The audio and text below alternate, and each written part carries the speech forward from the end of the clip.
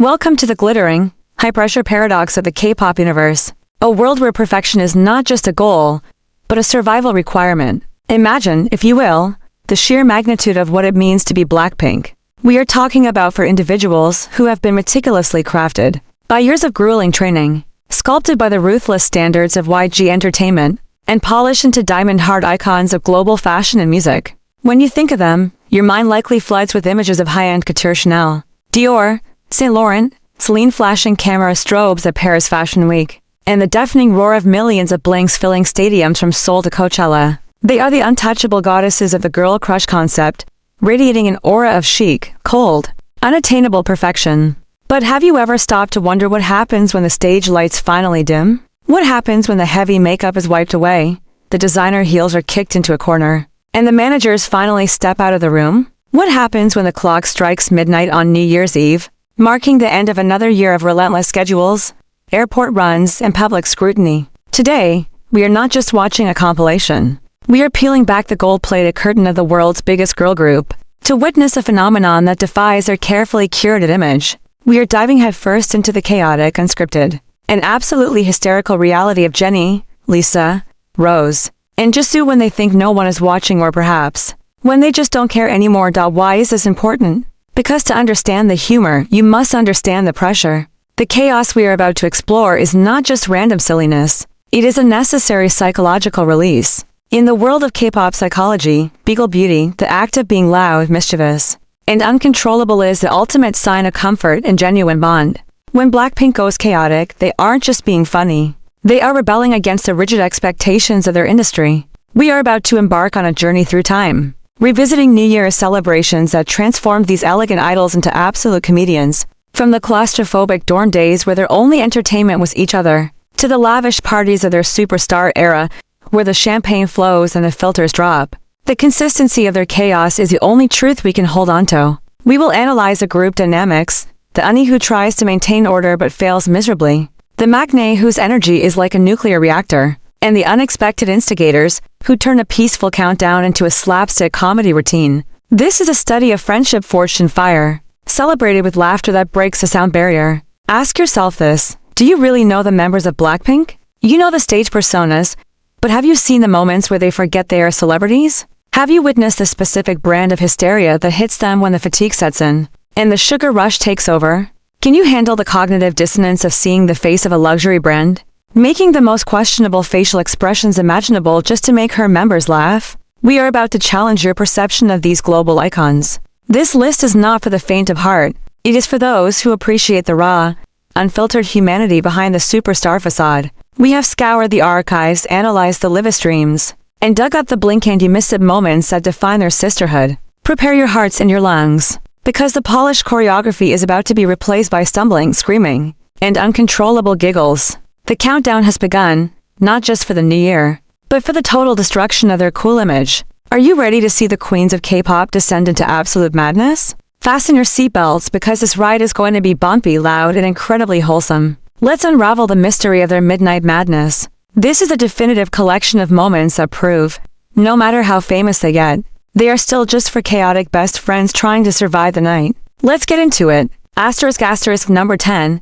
The synchronization nightmare, a greeting gone wrong. We begin our descent into madness with a classic trope of the K-pop industry that Blackpink has somehow managed to weaponize into pure comedy gold: the group greeting. You would think, after years of rigorous training in the dungeons of YG Entertainment, after countless hours practicing choreography that requires millimeter-level precision, and after performing on the world's biggest stages, where a single misstep could go viral, that these four women could manage to say Happy New Year in unison. But you would be wrong. Dead wrong. Number 10 is dedicated to the absolute cacophony that ensues every single time the clock strikes 12 and they attempt to deliver a heartfelt message to blinks. Picture the scene. It is a dimly lit room, likely a hotel suite in some foreign country, or the cozy corner of their dorm, illuminated only by the harsh, unflattering light of a smartphone streaming on Weverse or Instagram Live. The atmosphere should be sentimental. It is the turning of the year, a time for reflection. But instead, what we witness is a masterclass in communication breakdown. Usually, the chaos begins with the leaderless dynamic, since Blackpink famously has no leader. The countdown to the greeting becomes a game of chicken. Who will start? Jisoo usually attempts to take charge with her deep, raspy voice, initiating the Hannah, dull, set. But Lisa, operating on a completely different frequency, usually misses the cue because she's too busy making faces at the camera filters. Rose is often lagging behind due to internet latency or just being in her own world. And Jennie is typically the first to burst into laughter, realizing the take is ruined. The result is an audio disaster. New Year, wait? Followed by a chorus of shrieks. This moment is number 10 because it perfectly encapsulates the group's charm. It strips away the polished, robotic perfection expected of idols. When they fail to bow together, or when they accidentally speak over each other in 3 different languages, Korean, English, and Thai simultaneously, it reminds us of the reality of their bond. They aren't co-workers executing a script. They are siblings trying to record a family video. The struggle is real. The embarrassment is palpable. And the fact that they never edit these failures out, but instead upload them for millions to see, sets the tone for the authenticity we crave. It is a beautiful mess of overlapping voices, confused glances, and the inevitable "let's try that again" that never actually gets better. This isn't just a failed greeting. It is a declaration that in the world of Blackpink, perfection is optional, but chaos is guaranteed. Number 9, the Cake Cutting Calamity, a knife skills disaster. Moving deeper into the festivities, we arrive at number 9. A moment that strikes fear into the hearts of Blinks everywhere solely due to safety concerns. Mixed with uncontrollable laughter, the ceremonial cake cutting. Now, in most cultures, cutting a cake is a simple, joyous act. You take a knife, you slice, you serve. But for Blackpink, particularly when the adrenaline of New Year's Eve is pumping through their veins, this simple motor skill test becomes a high-stakes drama. We have to talk about the specific incident, the one where the cake was clearly frozen solid, or perhaps made of vibranium, and the members looked like they were trying to dismantle a bomb rather than serve dessert. The tension in the room is palpable. You have Rose, the main vocalist, wielding a plastic knife with a look of intense concentration that she usually reserves for hitting high notes, and gone beside her, Lisa is offering helpful advice which mostly consists of screaming "be careful" at decibels that distort the microphone, adding to the auditory chaos.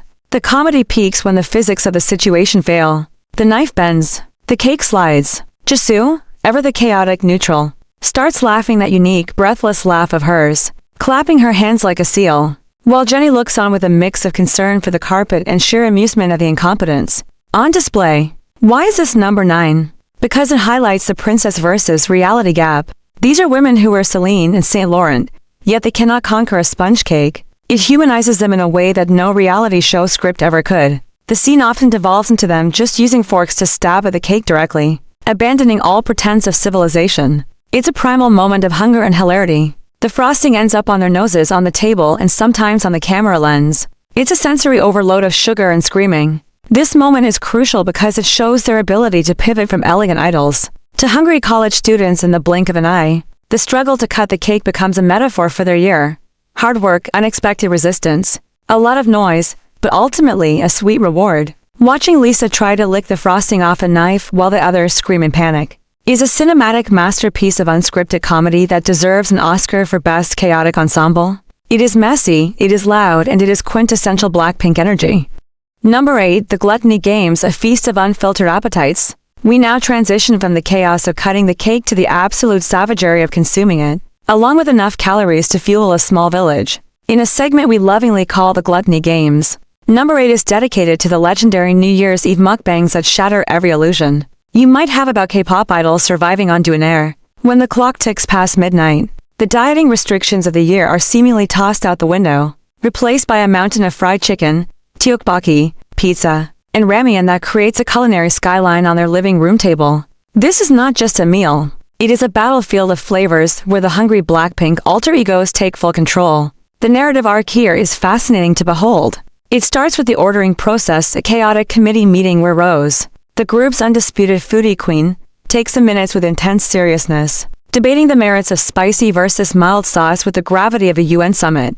Then, the silence. The eerie, focused silence that descends upon the room when the food arrives is comedic gold. You watch as these global superstars, wearing pajamas that cost more than a car, hunch over plastic takeout containers with primal intensity. But the true chaos erupts when the food coma delirium sets in. We must highlight the specific dynamics, Jennie trying to maintain some semblance of elegance, while struggling with a cheese string that refuses to break, looking like a scene from a slapstick cartoon. Lisa, whose metabolism is a scientific anomaly, inhaling food at a speed that blurs on camera, all while talking with her mouth full, spraying crumbs that the others have to dodge like Matrix bullets. And then there is Jisoo, the visual of the group, who somehow manages to balance a chicken wing in one hand and a soda in the other, delivering a monologue about how calories don't count on New Year's with a conviction that almost makes you believe her pseudoscience. The funniest element of number 8 is a soundscape, a symphony of slurping, crunching, and satisfying groans that they shamelessly broadcast to millions of fans. It's a moment of radical vulnerability. Seeing them fight over the last dumpling, or the specific piece of chicken skin, is a reminder that beneath the fame, they are just for girls who really, really love food. The hangry tension before the first bite and the sugar-high giggles after the dessert create a roller coaster of emotions that is hysterical to watch. They forget the cameras, they forget the angles, and for a brief shining moment, they are just humans conquered by the power of carbohydrates. It is messy, it is loud, and it is a glorious celebration of appetite that defies the industry's obsession with thinness, making us love them even more for their unapologetic hunger. Number 7. The Pajama Dance Battle, a choreography catastrophe. If you thought their stage performances were intense, you have clearly never witnessed the unbridled, uncoordinated, and utterly chaotic spectacle that is a BLACKPINK New Year's Eve pajama dance battle. Landing firmly at number 7, this phenomenon is the antithesis of their Coachella set. On stage, they are the epitome of synchronization and swag. In the living room, at 1 a.m., wearing oversized onesies that make them look like Teletubbies or giant plush toys, they are a beautiful disaster. This moment usually starts spontaneously. Someone, usually Lisa, the dance machine who cannot sit still, will put on a random track. It could be a hit song from the 2000s, a strange EDM remix, or even one of their own songs. What follows is a descent into madness. The edutainment value here lies in analyzing how their professional training completely evaporates in the face of sheer exhaustion and hyperactivity. You see Lisa go in 110% power, executing sharp isolations and hair flips. But because she is wearing a dinosaur onesie with a heavy tail, she ends up knocking over a lamp or tripping over her own feet. Then you have Jisoo, who famously possesses a unique freestyle capability, debuting dance moves that defy anatomical description: stiff limbs, weird wiggles, and her signature scarecrow arms that send the other members collapsing onto the floor in fits of laughter.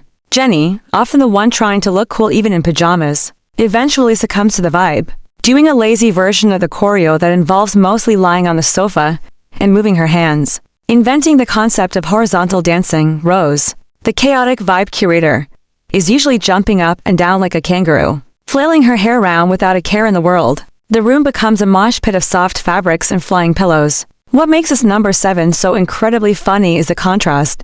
You know these women can dance better than 99% of the population, but in this specific New Year's vacuum, they choose to dance like embarrassing ants at a wedding reception. It's a physical release of all the stress built up over the year. They aren't performing for a camera, they are performing for each other, trying to see who can look the most ridiculous. The laughter is breathless, silent screaming ensues, and usually, it ends with a dog piling on top of each other because someone lost their balance. It is a kinetic explosion of joy that proves the best parties aren't the ones with VIP lists, but the ones where you can dance ugly with your best friends in mismatched socks. Number 6. The board game betrayal, a friendship on the brink. We have arrived at the midpoint of our countdown. Number 6, where the festivities take a dark, Machiavellian turn in a segment we call the board game betrayal. If you think the drama in K-dramas is intense, you have clearly never watched BLACKPINK play a simple round of Hally-Gally or Blue Marble on New Year's Eve. This is where the sisterhood is tested, where alliances are forged and broken in the span of seconds,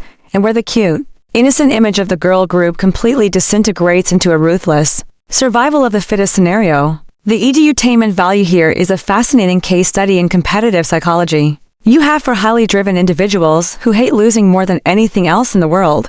The chaos usually begins innocently enough with someone suggesting a game to pass the time until midnight. But the moment the cards are dealt or the dice are rolled, the atmosphere in the room shifts from cozy holiday to Game of Thrones. We must talk about the archetypes that emerge. First, there is Jennie, the cute cheater. She is notorious for trying to bend the rules with a pout and a smile, hiding cards or moving her piece when she thinks no one is looking, leading to high-pitched accusations from the others. Then there is Lisa, the competitive monster, whose reflexes are so fast during speed games that she endangers the physical safety of everyone. At the table, her hands move like lightning, often slapping the table or her members' hands with a force that echoes through the room. Jisoo operates as the agent of chaos, often not fully understanding the rules but playing with such confidence that she confuses everyone else, throwing out wild accusations and changing the game flow just to see the world burn. And poor Rose usually ends up as a tragic victim, the one who plays by the rules but gets gang up on, leading to her collapsing on the floor in a puddle of frustration and laughter, screaming "This is not fair" in that distinct Australian accent. The screaming match that ensues over a misunderstood rule or a stolen point is deafening. They switch languages rapidly, Korean for the accusations, English for the shock, and Thai for Lisa's pure frustration, creating a linguistic tornado that requires subtitles to decipher. The camera shakes because the staff is laughing too hard. This moment is number 6 because it reveals a childish, raw competitiveness that fuels their drive. They aren't idols here. They are siblings fighting over the front seat of the car. The betrayal feels real in the moment, the gasps of shock when Jennie steals a win are Shakespearean in there. Tragedy, but the immediate dissolve into hugging and laughing afterwards shows the strength of their bond. It is a masterclass in tension and release, a chaotic interlude where the only thing at stake is pride. Yet they play like they are gambling for their souls. Number 5, the furry insurrection, when pets take over the live. At number 5, we encounter a force of nature that even YG Entertainment cannot control, the chaotic intervention of the Pink's pets. This segment, the furry insurrection, documents the hilarious reality of trying to host a glamorous New Year's Eve livestream while being swarmed by animals who have absolutely zero respect for celebrity status. We are talking about the elf family, Lisa's army of cats, Leo, Luca, Lily, Louis, Lego, Jisoo's legendary dog Dalgam, and the golden boy himself, Hank, Rose's dog.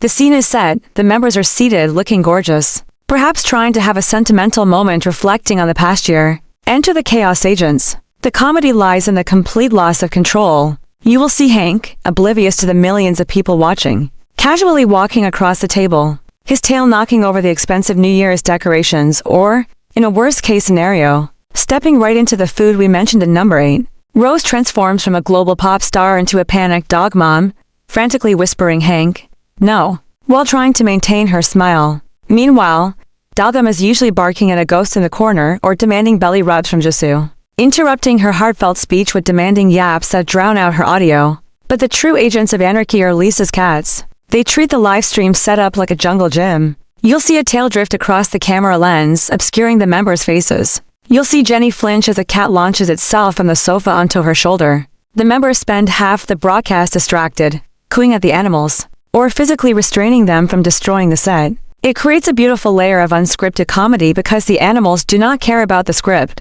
To Dalgam, Jisoo is not the visual of BLACKPINK. She's just the human with the treats. This dynamic shatters the idol illusion perfectly. Watching Lisa try to wrestle a squirming cat while trying to answer fan questions is a definition of multitasking. It turns a formal event into a chaotic petting zoo. The climax of these moments often involves the members giving up entirely on the broadcast to chase a pet that has run off screen with a prop, leaving the camera filming an empty sofa for a solid minute. It is wholesome, it is messy, and it is undeniably one of the funniest recurring themes in their holiday history, proving that no matter how famous you are still at the mercy of your pets. Number 4. The Champagne Chronicles, a sip of liquid chaos. We have reached the territory of number 4. A segment that balances on the razor's edge of idol taboos and relatable hilarity. The Champagne Chronicles. In the strictly curated world of K-pop, seeing idols consume alcohol is a rarity, often shrouded in mystery to protect their pristine, youthful image. However, on New Year's Eve, the rules are slightly bent. The managers look the other way, and a bottle of expensive champagne, usually a gift from a high-end brand ambassador deal, makes its appearance on the table. The edutainment value of this moment lies not in the drinking itself, but in the absolute comedy of errors that precedes and follows the first sip. It begins with the universal, primal fear of opening the bottle you have for grown women who have performed in front of hundreds of thousands of people. Yet the sight of a cork cage being untwisted sends them diving for cover, like they are in an action movie trench. The tension is Hitchcockian. Jennie usually takes the lead, holding the bottle at arm's length with a grimace of pure terror, while Rose and Lisa scream at high frequencies every time the bottle shifts slightly. And Jisoo offers unhelpful commentary like it's going to explode. From the safety of the sofa, the actual pop is always anticlimactic, but their reaction is a synchronized jump scare that is funnier than any variety show script. But the real chaos begins after the toast. We witness the tipsy effect, or at least the sugar rush placebo effect. Their inhibitions lower just a fraction, leading to a rapid escalation in volume and honesty. This is when the I love you speeches start. These aren't the polished, media-trained answers they give in interviews. These are rambling, teary-eyed, slightly slurred declarations of sisterhood that veer wildly between heartwarming and roasting. You might catch Rose getting emotional about a specific memory from their trainee days, only for Lisa to interrupt with a completely unrelated joke, causing Jennie to laugh so hard she almost spills her drink. The cheers moment itself is a coordination disaster, with glasses missing each other, clinking to hard, or spilling onto the expensive tablecloth. It is number 4 because it feels like a slumber party. The barrier between global pop star and girl next door dissolves completely in the effervescence of the moment. They giggle at nothing. They make fun of each other's drinking habits. Who turns red first? Usually Jennie. Who gets loud? Lisa. Who gets sleepy? It represents a rare, unfiltered glimpse into their adult lives, a moment where they are allowed to just be young women celebrating survival in a cutthroat industry. The chaos of the champagne cork is a metaphor for their lives, intense pressure, a loud explosion of success, and then a sweet, bubbly celebration that leaves everyone dizzy with joy. Number 3. The gift exchange gaffes presents that make no sense. Entering the top 3, we arrive at number 3, a segment that exposes the hilarious disparity in the members' taste and logic. The gift exchange gaffes in Korea. The tradition of Manito's Secret Santa is a staple of group dynamics, meant to foster bonding and gratitude. However, in the hands of BLACKPINK on New Year's Eve, it transforms into a psychological thriller of expectation versus reality. The chaos stems from the fact that while they are all millionaires who could buy anything, the gifts they choose for each other often range from the incredibly thoughtful to the utterly bizarre and useless. The edutainment here is analyzing the gifting archetypes.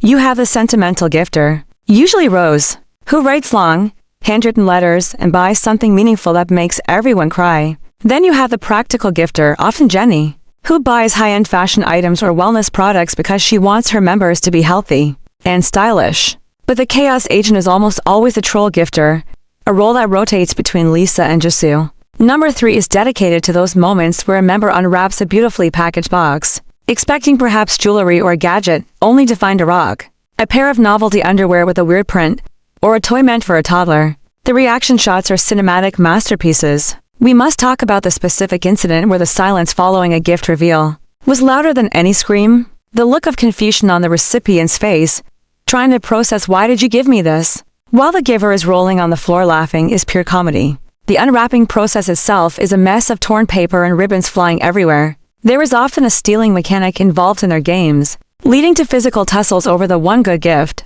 while everyone tries to dump the bad gift on someone else. It highlights the savage nature of their friendship. They know each other so well that they know exactly how to annoy each other with a present. The best part is a fake appreciation acting, watching a member try to politely say, "Wow, thank you, I needed this. Rubber chicken," while the others cackle in the background. It deconstructs the glamour of their lives, despite the Chanel bags and Cartier rings they wear daily. The gift that generates the most emotion and noise on New Year's Eve is often a $5 joke item, bought from a convenience store. This segment proves that at their core, their bond is built on humor and shared absurdity, not material value. The pile of discarded wrapping paper, and the room echoing with "I hate this gift," is the true sound of a BLACKPINK New Year.